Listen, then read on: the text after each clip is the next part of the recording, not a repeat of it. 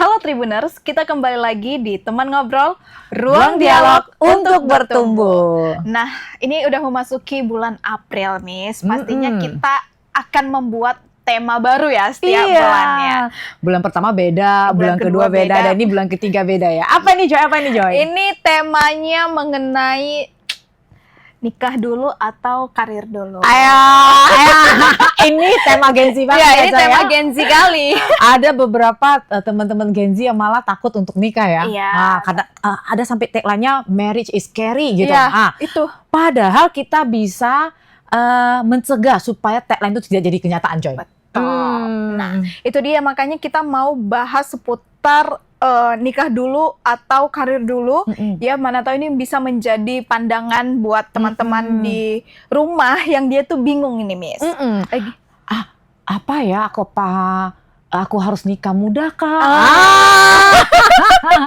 Atau aku harus gimana ya? Tapi aku sebagai wanita, aku pengen berkarya tetap. Nah, dari sisi laki-laki, Joy, kadang-kadang mereka merasa, aduh, enak juga ya punya temen. Nah, tapi gimana ya gitu ya, aku belum mapan nih. Nah, kita bahas ya bareng-bareng gitu. Itu bakalan menjadi PR. Untuk itu ya Tribuners, seperti biasa Joy udah ditemani dengan Miss Ferawati Chandra, BBA, SE, Certified Hypnotherapist, Certified Trainer. Beliau ini merupakan edukator, founder of Boston Academy Indonesia, dan Certified Hypnotherapist from AWGI. Halo Miss. Hai Joy. Hai teman-teman, gimana nih liburan panjangnya kemarin? Pasti mungkin udah pada naik kali timbangannya. Tidak apa-apa. Pada saat kita liburan, kita bebas untuk merilekskan dan menikmati kehidupan kita ya. Jadi nanti ini saatnya sudah balik-balik diet nih, jaga pola makan. Jaga pola makan lagi ya.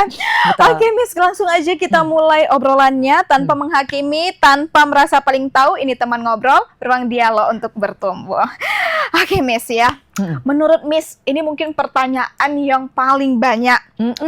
Siap menikah itu Miss sebenarnya lebih ke soal umur, kondisi finansial, atau justru kesiapan mental? Oke, kalau secara umum ya biasanya orang selalu melihat uangnya dulu nih, kesiapan mental. Finansial dulu. Padahal kesiapan finansial tidak sebanding dengan umur, tidak sebanding dengan kesiapan mental. Oke. Kalau diurutkan ya, kalau boleh diurutkan, nomor 1 pasti kesiapan mental. Oke. Kalau nomor 2-nya adalah finansial, baru umur. Karena ternyata Joy, ternyata teman-teman, umur seseorang tuh tidak mencerminkan dan tidak menjamin kesiapan mental tuh untuk menikah atau berumah tangga gitu. Karena ketika kita menikah, let's say itu tim kita nambah 1 orang nih di rumah. Biasanya kita buat kopi nih Joy. Hari ini teman-teman kita punya kopi. Let's say biasa kita buat kopi untuk diri kita sendiri gitu. Akhirnya kita harus buat dua orang. Dan budaya berdua juga berbeda dari 2 keluarga yang berbeda. Jadi akhirnya kita sebenarnya sampai ketika kita pacaran kita belum tahu kan? Iya. Karena belum serumah ya kan? Karena belum serumah benar kan gitu kan. Ketika sudah menikah, lo kenapa dia kalau bangun-bangun langsung ngopi nih, belum gosok gigi dulu. Jadi kesiapan mental dulu Joy. Oke, baru uang, baru umur. Karena ternyata umur seseorang tuh tidak menjamin. Let's say dia sudah 40 sekalipun, belum tentu dia mapan secara mental, nomor 1. Nomor 2, mapan secara keuangan. Nah, kalau mapan secara keuangan, itu sangat membantu Joy. Sangat membantu. Sangat membantu teman-teman. Langsung pasti dibilang, ya ini bener. Nah, tapi Joy, ada yang unik Joy. Ada orang siap mental, ternyata, siap uang, tapi ternyata mental. Uangnya uang keluarga. Akhirnya tidak siap mental secara pribadi. Secara finansial ternyata cukup Joy, tapi ternyata itu adalah finansial dari keluarga besar ataupun orang tua gitu. Jadi setiap kali mengambil keputusan, walaupun keputusan untuk keluarga kecil kita misalnya gitu kan, akhirnya harus nanya mama dulu, papa dulu atau seperti itu. Jadi akhirnya itu sangat terbentur jadinya. Apalagi Joy, teman-teman di sini pasti pernah merasakan sebagai keluarga Asia nih ya. Setiap keputusan walaupun kita sudah berkeluarga, pasti kita memikirkan keluarga besar juga. Iya. Nah, itu perlu didiskusikan dulu jauh sebelum kita menikah. Oke, berarti itu bukan hal yang tabu ya, Miss? Kalau misalnya kita bertanya seperti itu ke pasangan. Justru sewajarnya itu. Jadi selama ini kan kita selalu merasa, oh harusnya laki-laki provider, Yes. full gitu. Itu tidak salah untuk generasi baby boomers. Oke. Baby boomers itu generasi papa mama. Kalau papa mama saya, jadi mungkin kalau untuk Gen Z itu mungkin Mamanya. mak tua gitu ya, opa gitu. Udah tahu Miss ya. Oke, kira-kira seperti itu. Jadi untuk baby boomers, laki-laki itu memang tugasnya hanya provide. Oke. Jadi harga diri laki-laki pada saat baby boomers, mereka merasa udah bisa provide secara finansial, provide rumah, makan, sekolah, udah that's it. Oke. Maju ke millennials itu sedikit berubah. Oke. That is why milenial seperti kita sudah sebagai satu keluarga, suami istri sudah mulai bekerja. Oke. Tapi nomor satu, income harus dari suami. Oke. Istri mendukung keuangan keluarga. Oke. Nah, balik lagi, maju lagi ke Gen Z, itu sudah sedikit berubah lagi. Apa itu? Kayak mana Miss kalau Gen Z? Nah, secara finansial biasanya malah ada beberapa yang dari istri yang lebih tinggi pemasukannya. Nah, kalau waktu kita pacaran nih sudah tahu seperti gini, apa sih yang bisa kita lakukan? Karena ini bakal menyentuh ego laki-laki. Iya, pasangan laki-laki gitu. Kira-kira seperti gitu. Jadi kita ngobrol dulu, are you okay with that? Oke, karena ketika sudah berumah tangga, itu tidak ada yang namanya rezeki kamu, rezeki aku. Ini punya uangku, ini rezeki aku. Ini semua adalah income keluarga.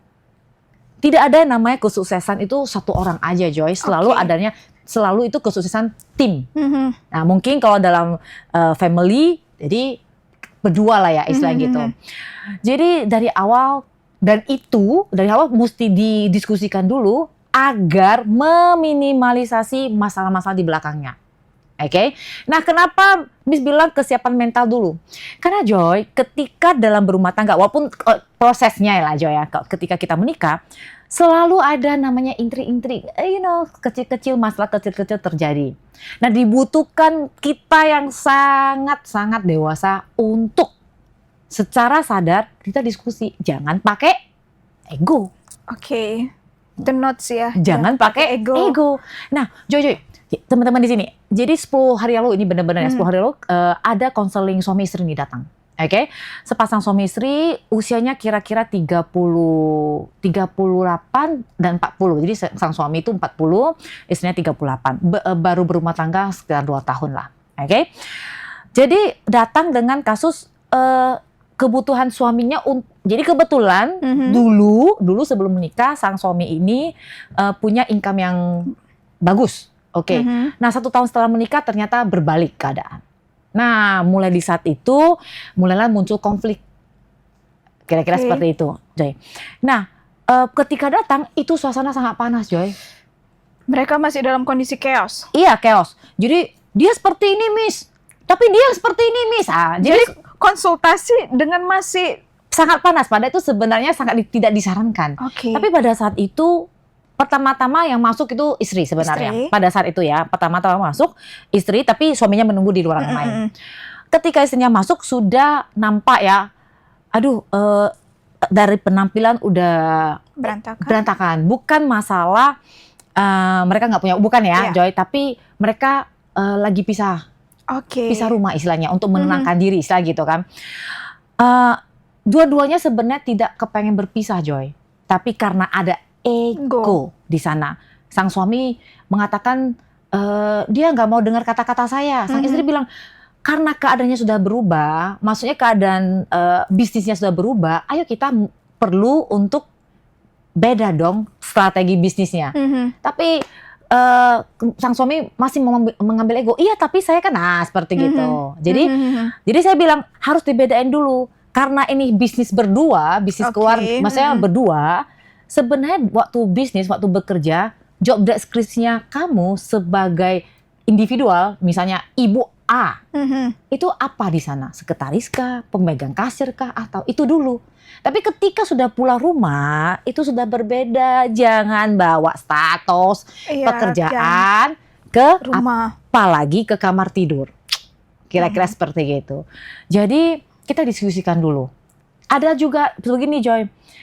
Tapi ini benar. Kalau ada saat mereka berselisih paham di pekerjaan, suaminya bilang, aku maunya dia sebagai istriku sudah tahu dong aku maunya seperti apa. Lah. Dikasih tahu nggak sih seharusnya? Betul. Jadi saya tanya, loh, kok maunya seperti apa? Boleh nggak saya tahu? Saya bilang gitu kan. Ya aku maunya dibujuk dong. Oh. Jadi saya tanya, nah. Oke, saya mengerti. Saya ambil dulu dong. Kan ada memang berbeda. Oke. Kata-kata pengennya dibujuk ini sudah tidak didiskusikan atau dikomunikasikan kepada istri. Sudah. Oke, kata si istri. Oke, saya sudah bujuk, Miss. Saya bilang gitu. Tapi gitu. Oke, egonya masih ada. Betul. Kurang pas bujukannya, Miss. Gitu. Jadi tapi itu selalu butuh namanya jam terbang sebagai suami istri. Oke, saya bilang gini. Kalian boleh saya tahu nggak? Ini sudah menikah berapa lama? 2 tahun. Pacarannya 3 tahun. Tapi selama pacaran itu selalu RDR. Oh. Satu di negara lain, satu negara lain. Oke. Jadi inilah masa-masa mereka saling mengetahui sifat masing-masing. Yang secara asli in real life ya. Iya, begitu. Jadi saya bilang, berilah kalian waktu. Nah, ketika kita bekerja, Joy, ada namanya masa training kan? Iya. Ya dong. Nah, ketika masa training kita mempelajari teman kita, mempelajari lingkungan kerja, mempelajari kerjaan kita. Nah, dalam berumah tangga sebenarnya juga ada masanya training, tapi quote and quote-nya masa adaptasi lah ya kita bilangnya. Kalau masa training menikah kan kayak lucu banget. Jadi kalau trainingnya nggak lulus gimana ya? Nggak lanjut apa? Masa adaptasinya. Oke. Jadi berilah waktu at least 6 sampai 1 tahun untuk beradaptasi ya, sifat masing-masing. Oke, jadi itu sangat wajar di 1 tahun pertama kita masih banyak berselisih paham. Tapi sekali lagi, ketika kita berselisih paham, kita tidak cocok ya dalam pendapat, itu hal yang wajar. Ambil dulu, hal yang wajar. Jadi, Joy, misalnya let's say kita satu teamwork lah gitu kan. Ketika kita rapat, tidak melulu Joy harus sependapat dengan saya. Betul. Dan begitu juga dengan sebaliknya. Supaya apa teman-teman? Supaya kita bisa saling melihat blind spot masing-masing. Setiap orang itu punya, ketika kita satu teamwork, biasanya kita punya tujuan yang sama. Betul. Tapi point of view, cara kita memandang itu berbeda. Joy memandangnya seperti dari sana, saya memandangnya dari seperti sini. Tapi tujuan kita sama kan, Joy? Sama seperti berumah tangga. Dari versi cara kerja otak laki-laki berbeda, memandang dengan cara berbeda, dan perempuan juga berbeda. Tapi karena tujuannya sama, tapi jika tidak dikomunikasikan dengan baik, akhirnya clash. Jadi itu yang sebenarnya terjadi. Oke. Kira-kira seperti itu, Joy. Oke ya, Miss. Jadi sebenarnya cukup jelas penjelasan yang udah dikasih oleh Miss. Nah sekarang ini Joy mau tanya ke sebelum pernikahan. Ini untuk versi perempuan ya, Miss. Versi perempuan ya, ingat versi ya. perempuan. Tapi kalau misalnya ada teman-teman yang di sini mau jadi versi laki-laki, tolong komen, nanti kita bahas next time ya. Ya, ini versi perempuan, Miss. Boleh nggak sih, Miss, sebenarnya kita itu mengetahui contoh utang, pemasukan, terus kira-kira kalau nantinya menikah, berapa nih gaji atau pemasukan yang akan diberikan kepada kita semasa pacaran? Boleh, tapi posisinya itu biasanya sesaat, maksudnya kayak sudah mau menikah lah, atau posisinya statusnya tunangan, kira-kira seperti itu. Sama seperti kita masuk kerja nih, kita kan perlu tahu gaji kita berapa, tunjangan kita berapa, oke? Pada saat kita sebagai perempuan ya, kita perlu tahu kita pasangan kita itu punya hutang apa, apakah itu hutang produktif, misalnya untuk usaha produktif ya, atau hutang konsumtif, atau bahkan maaf ya, hutang pinjaman ya. Sekarang kan lagi ngetren bagian sana, oke? Supaya tidak ada kata-kata saya merasa terjebak atau dijebak. Nah, ada 2 jenis pemberian dari suami kepada istri. 1, pemberian suami itu untuk menafkahi rumah tangga. Jadi uang air misalnya gitu ya, uang listrik dan sebagainya. Itu titipan sebenarnya. Itu kita kayak sekretaris ya. Bendahara nggak sih? Ya kan dia titipkan, pasangan kita titipkan untuk dibayarkan. Jadi itu bukan untuk kita, oke? Nah, satu lagi adalah uang dari suami ke istri sebagai uang jajan, quote-and-quote-nya. Nah, itu yang selalu salah paham di sana. Jadi ada banyak suami yang merasa dia kan sudah berpenghasilan, Miss. Oke. Malah income-nya lebih banyak. Masa uang 200.000 dia mau? Oh, itu tidak sama. Uang 200.000 dari suami itu untuk seorang istri, oke, itu uang jajan itulah letak pride-nya laki-laki. Bahwa saya bisa menafkahi secara lahir batin. Itu ya. Untuk laki-laki di luar sana mana tahu berpikir, karena kan memang ya seperti Miss bilang kan, sekarang ya udah lebih banyak wanita bekerja sehingga pemasukannya lebih tinggi. Tapi kan dalam membangun benteng rumah tangga yang harus itu apa gak sih, Miss? Ada, selalu ada. Jadi wajib laki-laki menafkahi istrinya kan? Miss, jadi kan ada yang nanya, kan si istriku sudah bisa punya income sendiri, mandiri secara finansial. Tapi berbeda ketika kita sebagai wanita. Ini Miss ambil dari sisi wanita ya. Tapi jangan lupa, saya sedang memberikan Anda muka para laki-laki. Oke? Kita bisa kasih berapa, kita kasih berapa untuk uang jajan. Dan saya selalu bilang, para suami, kamu kasih dari start yang kamu bisa tanpa membebani kamu dulu. Oke? Karena itu akan menjadi pacu kamu untuk mendapatkan lebih. Karena ada pride di sana ketika kita bisa kasih jajan yang lebih lagi. Oke? Misalnya kita start dari 200.000, dan setiap tahunnya itu harus nambah. Ya, mengikuti inflasi. Iya, kenapa? Benar itu mengikuti inflasi, tapi itu untuk menambah semangat kita mencari atau mendapatkan income yang lebih. I see. Ya. Betul ya, gitu. Mau nambah berapa? Terserah. Diskusikanlah. Misalnya diskusi tanpa ada perasaan ego. Aku kan malu. Masa namanya cuma 20.000 jadi 210. Enggak apa-apa, itu 10% loh. Kok pikir-pikir. Ngerti kan? Tapi itu harus selalu tambah. Kenapa? Agar kita sebagai pencari nafkah atau kita sebagai laki-laki pencari nafkah, itu kita jadi terpacu untuk mendapatkan lebih dan lebih. Untuk kebutuhan istri sebagai istri, bukan istri sebagai kepala penanggung jawab keluarga istilahnya gitu.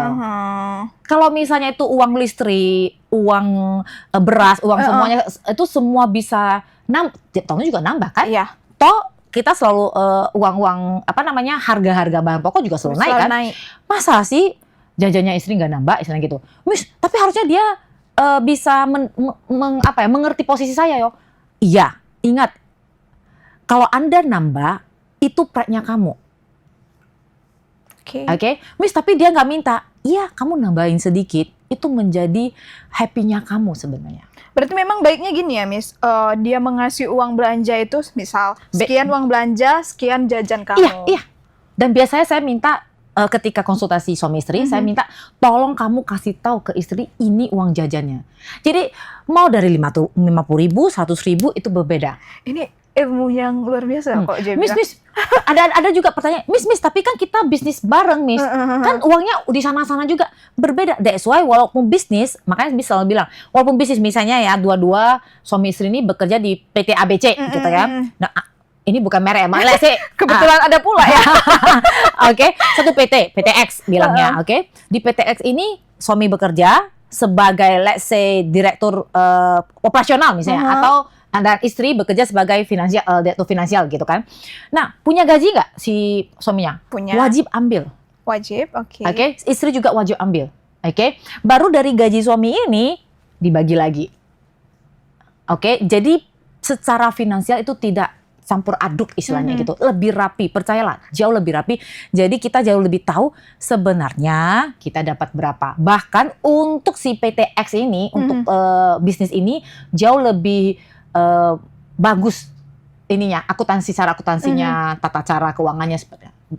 Berarti PTX ini membiayai gaji Bapak A. Iya. Walaupun Bapak A ini sebenarnya ada status owner juga.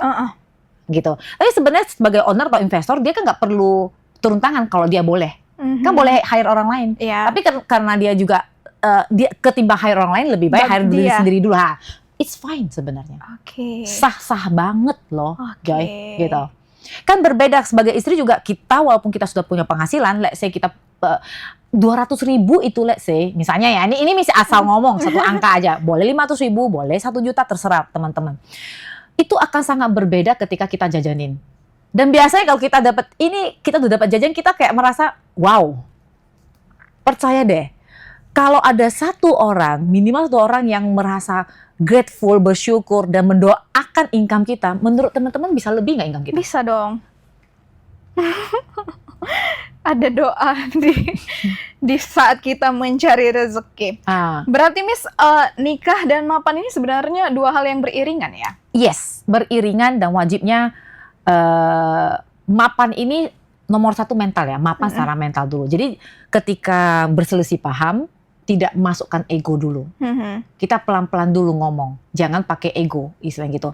Karena banyak kasus-kasus yang ditanganin ketika kasus suami istri, itu bukan finansial nomor satu. Tapi kegagalan dalam berkomunikasi, saling mengerti gitu.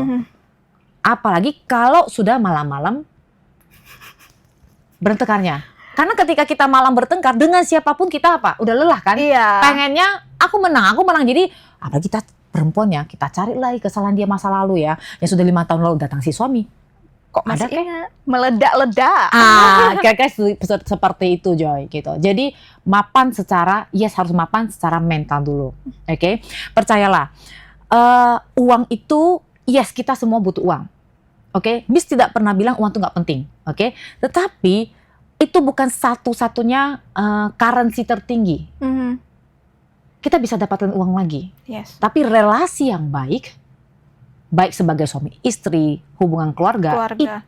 Itu jauh lebih bermakna daripada hanya sekedar uang, misalnya gitu. Itu akan datang. Miss, enak aja Miss bilang seperti itu. Coba deh, kalau kita berrelasi, kalau zaman sekarang bilang networking ya. Apa Miss? Networking, yes. Zaman now bilangnya networking ya, gitu kan. Kalau kita punya networking yang baik, uang itu datang sendiri nggak, Coy? Ya.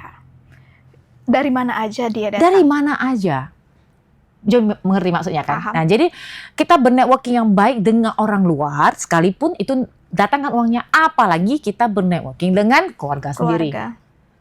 Bayangkan kalau kita pergi kerja atau kita mau sign kontrak nih, tapi dengan perasaan yang ngedumel, nggak nyaman, kita kira-kira bisnisnya bakal lancar nggak? Atau penghasilannya itu bakal enggak gitu? Karena kita lagi kesel, misalnya gitu. Ngerti kan, Joy? Gitu kan? Jadi kalau misalnya kita bernetworking dengan pasangan kita, itu udah lancar, relasinya bagus, ide akan terus keluar. Oke. Miss, ini juga pertanyaan, semalam ada yang ngitip nih pertanyaannya. Jadi Miss, ada seorang, nggak usah lah seorang, terlalu jelas nanti ya. Ada nih, dia itu beberapa individual perempuan, lagi-lagi perempuan. Kadang dia udah jenuh nih sama sekolahnya, jenuh sama sekolah, dia pun mungkin jenuh. Ini posisinya lagi masih sekolah ya? Iya, sekolah. Bukan kuliah? Kuliah. Kuliah, lagi jenuh gitu ya kan. Lalu dari orang tua juga sebenarnya mungkin kurang nyaman dengan hubungan dengan orang tua, sehingga dia memilih untuk menikah. Let's say mereka itu laki-lakinya siap ya Miss, siap secara mental dan finansial. Tapi sebenarnya apakah nantinya ke depannya bahtera yang dibangun itu akan sesuai ekspektasi si perempuan ini sebagai pelarian biar enggak di rumah, biar enggak kuliah gitu? Itu bisa nggak sih Miss seperti itu dalam hubungan pernikahan? Itu kurang ideal, Joy. Kurang ideal. Karena biasanya seperti itu, berarti si perempuan menikah hanya untuk tiket keluar dari rumah. Tanpa dia sadar, dia akan masuk ke rumah yang lainnya. Oke, yang sebenarnya juga belum tentu itu yang dia mau. Itu seperti tiket keluar aja. Jadi kalau kita ketemu dengan teman yang seperti yang kita ketika kenal orang seperti itu, kita ngomong dulu. Jadi baik dia jenuh dengan pendidikan, jenuh dengan kehidupan sekalipun, coba tanya baik-baik. Sebenarnya tujuan menikahnya apa? Apakah hanya tiket keluar? Oke. Itu biasanya bakal bermasalah. Karena setelah menikah, berarti kita harus ada kemungkinan untuk terikat malah di kehidupan rumah yang baru lagi dan terikat dengan satu baby. Oke. Apakah itu yang benar-benar dia mau? Oke, belum tentu ya. Mungkin cuman mau keluarnya aja, tapi ya nggak berpikir mungkin kayak ini seumur hidup. Gitu. Jadi akhirnya biasanya seperti itu karena ekspektasinya berbeda, ekspektasinya hanya untuk melarikan diri dari rumah orang tua, akhirnya bakal banyak konflik sih Joy nantinya. Nah kalau untuk yang laki-laki nih Miss, barangkali ya mereka lagi menghadapi hal tersebut terhadap pacarnya, responnya apa nih sebenarnya yang baik? Diskusikan, ngomong baik-baik. Sebenarnya kalau mau menikah karena dari pihak tadi kan Joy bilang dari pihak laki-laki udah ready nih gitu kan, kasih waktu. Tenggang waktu ke pacarnya, ke pacar perempuannya gitu. Kalau kira-kira kamu 2 tahun lagi gimana? Kamu sudah ready belum? Menurut kamu sebelum kamu menikah, kamu mau berkarya dulu kah? Oke, kan ada beberapa tipe pasangan laki-laki atau yang laki-laki mengizinkan perempuannya untuk atau istrinya untuk berkarya, bekerja lah quote and quote-nya gitu. Tapi ada yang tidak kan? Iya. Nah, boleh itu didiskusikan dulu. Kasih perempuannya waktu beberapa saat, oke? Tenggang waktu, baru melangkah lagi. Oke. Kalau tidak, nanti nanti ada kata-kata nih setelah menikah. Aku menikah gara-gara kamu yang suruh loh. Oh ya, I see. Jadi justru aku sebenarnya nggak mau. Bumerang ya ke laki-laki. Iya, aku sebenarnya nggak mau. Kamu sih yang ngajak-ngajak ya gitu. Jadi jangan ada kata-kata seperti itu. Menikah ketika 2 orang itu sudah siap. Sebenarnya balik lagi ke pekerjaan misalnya Joy. Jangan bekerja karena terpaksa kan. Walaupun yes kita semua butuh hasil kerja misalnya uangnya istilahnya gitu. Tapi kan kita juga ikhlas memperkerjakan diri kita sendiri di perusahaan ini istilahnya gitu. Kita saling sebenarnya kita semua saling membutuhkan istilahnya gitu. Jadi jangan menikah karena aku disuruh atau tuntutan dari masyarakat karena usia. Iya kayak sering kali tuh Miss. Udah berapa tahun? Kapan nikah?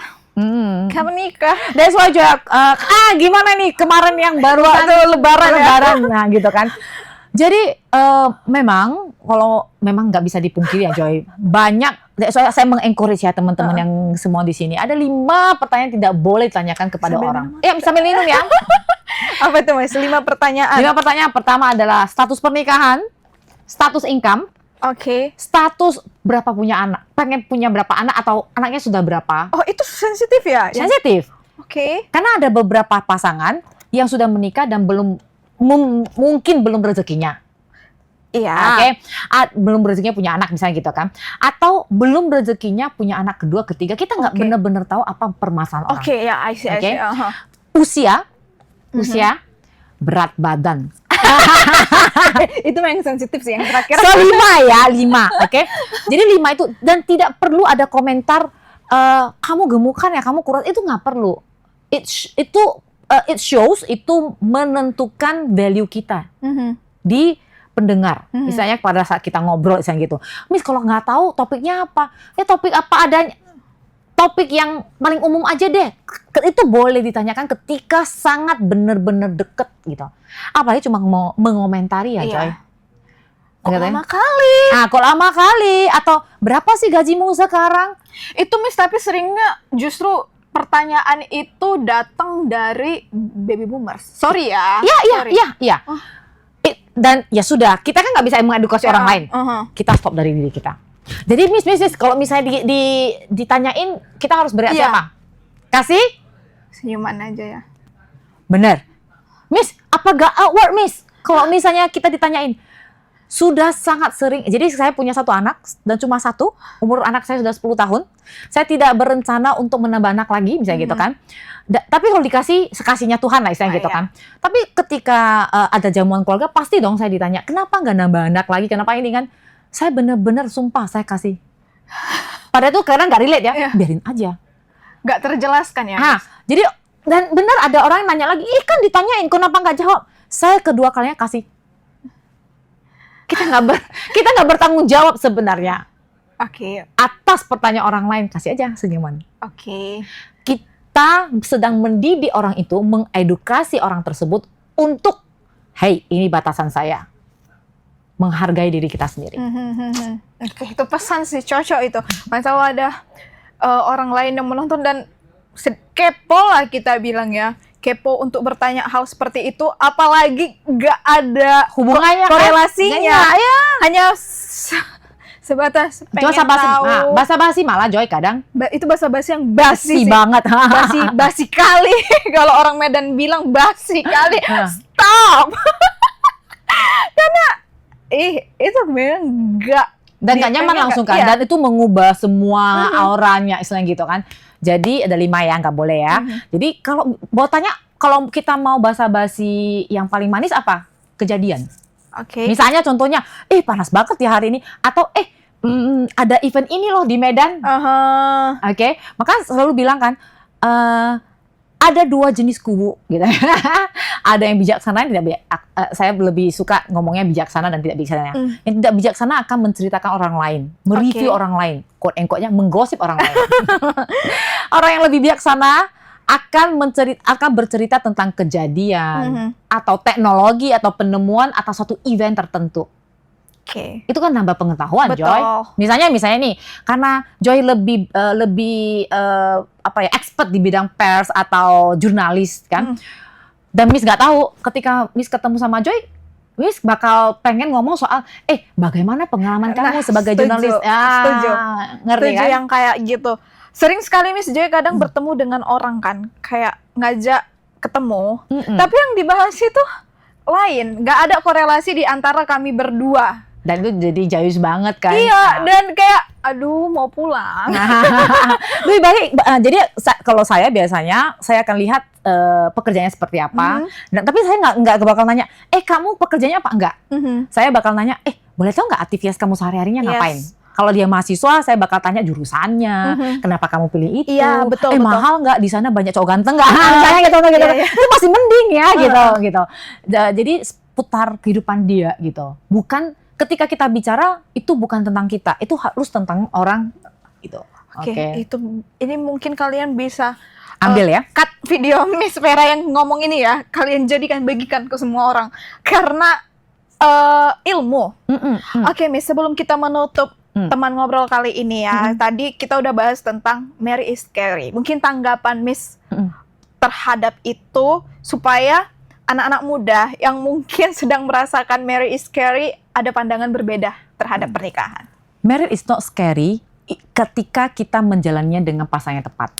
Jadi menikahlah dengan pasangan yang tepat, buka mata lebar-lebar sebelum menikah, dan enjoy the process. Gitu saja. Enjoy the process. Jadi yang bisa Joy simpulkan dari percakapan kita kali ini, menikah dan mapan itu adalah 2 hal yang beriringan. Tetap berdiskusi, menurunkan ego dan usia, bukan sebagai jaminan bahwa kita itu sudah dewasa secara mental dan finansial. Oke, terima kasih Miss Vera ya. Terima kasih, kita udah ngobrol di teman ngobrol ini udah berapa? Udah lebih dari setengah jam, Miss. Gak terasa ya kan? Sebenarnya banyak lagi yang mau kita tanya. Mungkin di episode selanjutnya kali ya. Tadi udah bahas tentang pemasukan. Kayaknya kalau di sini kepanjangan, Miss. Iya, next time ya kita bahas ya teman-teman. Kita bahas. Apalagi kita nunggu komentar-komentar dari teman-teman juga. Ya, Miss. Terima kasih juga kepada Tribuners yang udah menonton teman ngobrol sampai selesai. Jangan bosan-bosan ya, lihat Joy sama Miss Vera. Kalau begitu, aku Joy, Miss Vera beserta kru yang bertugas pamit undur diri. Bye Tribuners. Dadah. Sampai episode selanjutnya.